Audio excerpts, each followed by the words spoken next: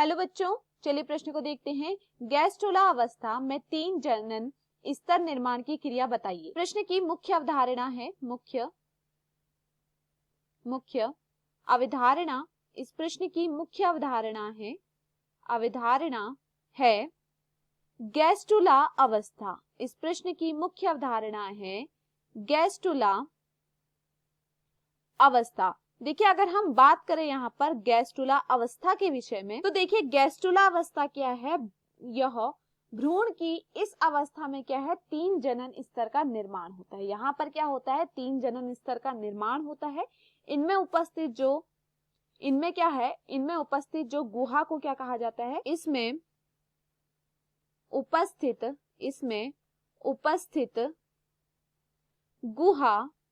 इसमें उपस्थित गुहा को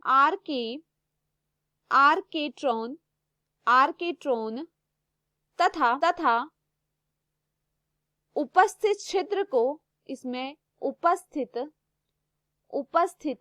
छिद्र जो होता है, इसमें उपस्थित छिद्र को ब्लास्टोपोर कहा जाता है। उसे क्या कहा जाता है, ब्लास्टोपोर कहते हैं। अब देखिए इसमें क्या है, 3 स्तर होते हैं, एक्टोडर्म, मेसोडर्म एवं एंडोडर्म का निर्माण होता है। अब देखिए, अगर हम सर्वप्रथम पहले स्तर की बात करें, सबसे पहला स्तर जो है एंडोडर्म का निर्माण। पहला स्तर इसमें होता है एंडोडर्म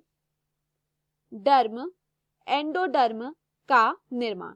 तो देखिए, अगर हम बात करें सर्वप्रथम यहाँ पर एंडोडर्म के निर्माण के विषय में, तो देखिए यहाँ पर क्या होता है, यहाँ पर एम्ब्रियोब्लास्ट की कुछ कोशिकाएं क्या होती हैं, यह अलग होकर क्या करती हैं, ब्लास्टोसील में आ जाती हैं। यहाँ पर क्या देखा जाता है, यहाँ पर एम्ब्रियोब्लास्ट की कुछ कोशिकाएं, यहाँ पर एम्ब्रियोब्लास्ट की कुछ कोशिकाएं यहाँ पर एम्ब्रियोब्लास्ट की कुछ कोशिकाएं क्या होती हैं, यह अलग होकर ब्लास्टोसील में आ जाती हैं। यह ब्लास्टोसील में आ जाती हैं। इन कोशिकाओं में क्या होता है, तेजी से विभाजन होकर क्या है, एक कोशिकीय स्तर का निर्माण होता है। इन कोशिकाओं में क्या होता है, इन कोशिकाओं में तेजी से विभाजन होकर इन कोशिकाओं में क्या होता है, तेजी से विभाजन होकर एक कोशिकीय स्तर का निर्माण होता है। यहाँ पर एक कोशिकीय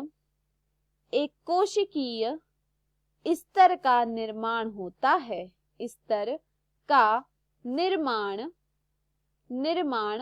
होता है। अब देखिए इसके पश्चात क्या होता है, यहाँ पर देखिए, यहाँ पर क्या हो रहा है, यहाँ पर क्या है, कोशिका में तेजी से विभाजन हो रहा है, उससे क्या है, एक कोशिकीय स्तर का निर्माण हो रहा है, जिसे कि, और इस स्तर को क्या कहा जाता है, एंडोडर्म कहा जाता है। इस स्तर को क्या कहते हैं, इस स्तर को एंडोडर्म कहते हैं। इस स्तर को क्या कहा जाता है, इस स्तर को एंडोडर्म कहा जाता है। अब देखिए यहाँ पर देखिए, ये जो एम्ब्रियोब्लास्ट है, एम्ब्रियोब्लास्ट की जो कोशिकाएं हैं, ये एंडोडर्म स्तर के निर्माण में क्या करती हैं, भाग लेती हैं, और यह क्या करती हैं, एक मोटे स्तर में एक बिंब के समान यहाँ पर व्यवस्थित होती हैं। यहाँ पर क्या होती हैं, यहाँ पर जो एम्ब्रियोब्लास्ट है, एम्ब्रियोब्लास्ट की कोशिका करती है, एंडोडर्म के स्तर निर्माण में भाग लेती हैं, और यह क्या करती हैं, एम्ब्रियोब्लास्ट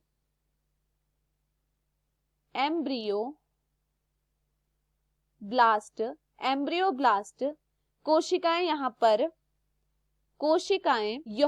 क्या करती हैं, यह यहाँ पर एंडोडर्म के स्तर निर्माण में मदद में भाग यहाँ पर नहीं लेती है, और ये क्या करती है, एम्ब्रियोब्लास्ट कोशिकाएं, यह यहाँ पर एक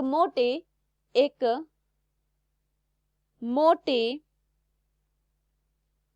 स्तर, यह यहाँ पर क्या करती हैं, देखिए ये एम्ब्रियोब्लास्ट कोशिकाएं यहाँ पर भाग नहीं लेती हैं एंडोडर्म के निर्माण में, लेकिन यह करती क्या है, यह एक मोटे स्तर में एक बिंब के समान व्यवस्थित हो जाती है। एक मोटे स्तर में क्या होती है, एक बिंब के समान, एक बिंब के समान व्यवस्थित हो जाती हैं, व्यवस्थित हो जाती हैं, हो जाती हैं, जिसे क्या कहा जाता है, भ्रूणीय बिंब कहा जाता है। और इससे क्या कहा जाता है, इसे भ्रूणीय बिंब कहा जाता है। इसके बाद देखिए दूसरी अवस्था आती है मीजोडर्म निर्माण। दूसरी अवस्था में आता है मीजोडर्म निर्माण। अब देखिए यहां पर अगर हम बात करें मीजोडर्म निर्माण के विषय में, तो यहां पर क्या होता है, यहां पर एंडोडर्म के निर्माण के पश्चात क्या होता है, भ्रूण लंबाई में क्या करता है, वृद्धि करता है। यहां पर क्या होता है, यहां पर अब भ्रूण क्या करेगा, भ्रूण लंबाई में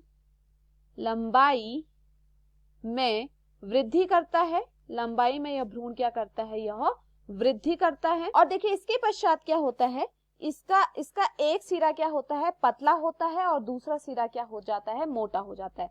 तो इसका एक सिरा क्या होता है, इसका एक सिरा पतला और दूसरा सिरा क्या हो जाता है, मोटा हो जाता है। दूसरा सिरा क्या होता है, यहां पर मोटा हो जाता है। इसके पश्चात देखिए, इसके पश्चात यहाँ पर जो भ्रूणीय बिंब है, यह भ्रूणीय बिंब में उपस्थित कोशिकाओं में अलग होना प्रारंभ कर देता है। और उसके पश्चात देखिए यहाँ पर जो भ्रूणीय डिंब है, भ्रूणीय डिंब में उपस्थित कोशिकाएं क्या होती है, यहाँ पर अलग होना प्रारंभ हो जाती है। यहाँ पर क्या होती है, कोशिका अलग होना प्रारंभ हो जाती है। और इसके पश्चात देखिए जो डिंब डिस्क है, डिंब डिस्क से अलग कोशिकाएं मोटाई में वृद्धि करती हैं। यहाँ पर क्या देखने को मिलता है, डिंब एवं भ्रूणीय डिंब से क्या होती हैं, अलग होकर क्या करती है, मीजोडर्म स्तर का यहाँ पर निर्माण होता है। तो इस प्रकार यहाँ पर क्या होता है, मीजोडर्म स्तर की अगर हम यहाँ पर बात करें। इसके बाद आखिरी आता है एक्टोडर्म निर्माण। इसके पश्चात आखिरी आता है एक्टोडर्म निर्माण। अब देखिए यहाँ पर अगर हम बात करें एक्टोडर्म निर्माण के विषय में, कि एक्टोडर्म निर्माण में क्या होता है, तो देखिए एक्टोडर्म निर्माण में क्या होता है, यहाँ पर जो भ्रूणीय डिस्क है, भ्रूणीय डिस्क में जो बची हुई कोशिकाएं होती हैं, यह विभाजित होती हैं। और विभाजित होने के बाद क्या होती है, यहाँ पर एक क्रम में यह व्यवस्थित होकर क्या करती है, एंडोडर्म का निर्माण करती है। तो देखिए यहाँ पर क्या होता है, जो भ्रूणीय डिस्क में बची हुई, भ्रूणीय डिस्क में बची हुई कोशिकाएं यह विभाजित होकर कोशिकाएं विभाजित होती है। यह क्या होती है, विभाजित होती हैं, विभाजित होती हैं एवं एक क्रम में व्यवस्थित होकर एंडोडर्म का निर्माण करती है। व्यवस्थित होकर एंडोडर्म का यह क्या करती हैं, व्यवस्थित होकर एंडोडर्म का निर्माण करती है, एंडोडर्म का निर्माण करती हैं। तो इस प्रकार ये अवस्थाएं किसमें होती हैं, यह किसमें देखी जाती हैं, यह गैस्ट्रुला अवस्था की ये क्या है, तीन जनन स्तर के निर्माण की यह क्रिया है। तो मैं आशा करती हूँ आपको ये क्रिया समझ में आई होंगी। धन्यवाद।